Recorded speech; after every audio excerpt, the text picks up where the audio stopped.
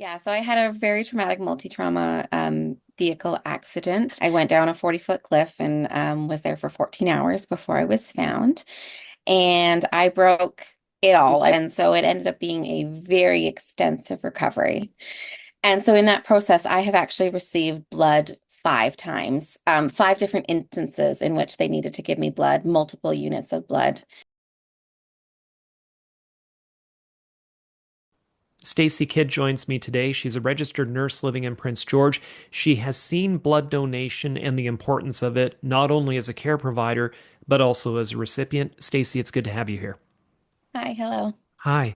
Can you tell me a little bit about how you benefited from blood then as a patient? I understand it was quite an experience. Yeah, so I had a very traumatic multi-trauma vehicle accident. It was 9 years ago now. I was driving down the highway and I didn't reach my destination. I went down a 40-foot cliff and was there for 14 hours before I was found. And I broke it all. I broke both feet and both ankles, my right leg, my pelvis, 2 vertebrae in my back, my shoulder, my sternum. I had bruising around my heart and lungs. And so it ended up being a very extensive recovery. And so in that process, I have actually received blood 5 times, 5 different instances in which they needed to give me blood, multiple units of blood, um, with each instance that they had to provide it to me. So for me, it was very obviously a life-saving measure at different points.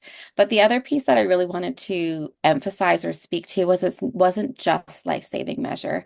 When you have a multi-trauma accident like that, you really are the only job you're doing is trying not to die. That's all you've got to do. And the things that you're doing, there's very few things that you can do for yourself, but the few things that they ask you to do is like move as much as you can, move your muscles that are still free to you, so that you don't atrophy, you don't lose muscle functioning, and you need to eat. Um, and all of those things, when you're at a low blood volume, are exhausting.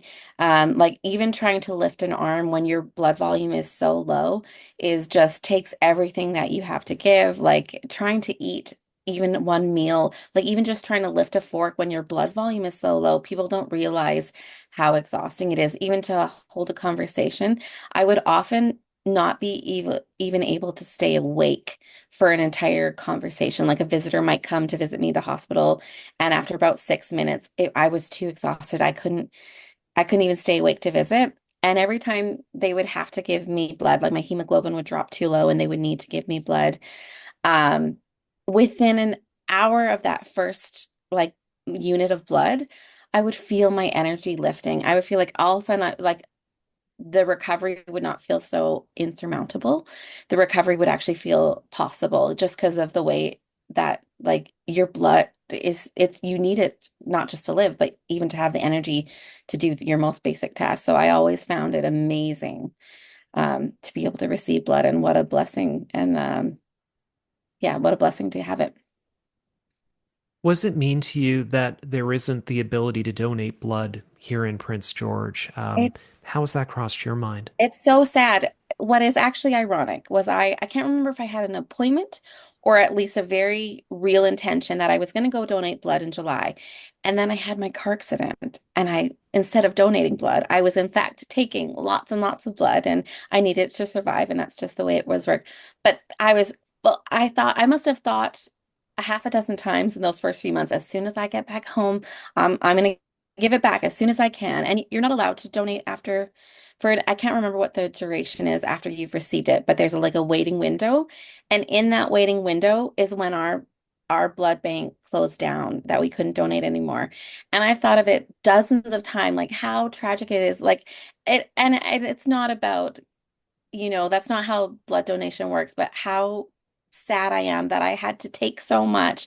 And now, when I'm in a position that I'm capable and able and willing and desiring to, that I can't give back after needing so much, it makes me really sad that I can't give back. And I'm not in the position that I can travel to Vancouver. Like, I mean, my kids are little. I can't go to I can't go to Vancouver to donate blood. But it does make me very sad But that we if it can't. were here, then you would go, it A sounds hundred like. percent, without a doubt. Yeah. Yeah. Yeah. And I think half my family would too, with such gratitude that, that it saved my life multiple times. I think it wouldn't just be me. I feel pretty sure that there were lots of people that would do it in honor of my life that it saved. So you signed the petition to try to bring a blood donor center back here. When you signed it, what did that mean to you, and what did that mean to family who might have been supporting you along the way? I think it was just something that I could do. If I can't donate blood, at least I can have a voice to say that I think we should be able to, and that it's tragic that we can't. I mean, it's like it was kind of felt like the only thing that I could do that would hopefully possibly be helpful. Maybe it could impact or make a difference. Yeah. And you're doing fine now then? That accident was a number of years ago, but you're fully on the mend then? I'm doing very well. I have some aches and pains and kind of some whiny feet at the end of the day each day, but I was able to recover. I was able to keep both of my feet, which was threatened a few times that I wouldn't. But I managed to keep both of my feet. So I've got my natural feet and I walk and I chase after my children, which is a full-time job. But yeah, I do pretty well. Yeah. What would you say to Canadian Blood Services, having had the experience that you had and knowing the difference that blood made to you, about what we're trying to do here in bringing a donor center back to Prince George? I would say that it's just so important. I mean, I know that our health authority in our region is very expansive, and I just like they flew me out to Vancouver, but not everybody is flown out to Vancouver. In fact, most traumas stay, and I just can't help but thinking like if we don't have the volume of blood required for our population, like I mean, it's lives on the line, and I think when they're discussing and declaring such a shortage, which I think is kind of pretty mainstream media that there is a shortage. I think it's just so tragic that there's so many people in these northern communities, particularly Prince George, but I think people from surrounding areas would travel to Prince George to donate blood. Like I know when I grew up out of town, we were in Prince George several times a year. Like I think even other northern communities would donate if they could. I just think it's so tragic that there are people who want to donate blood and they just can't, and it's sad. Yeah. Well, hopefully we can turn that around, and I hope that your story and others will inspire Canadian Blood Services to maybe change their mind and bring it back here so you'd be able to give I hope back so what too. you received. Yeah, I hope so too. Oh, great. Thank you so very much for your time, Stacie. You're very welcome.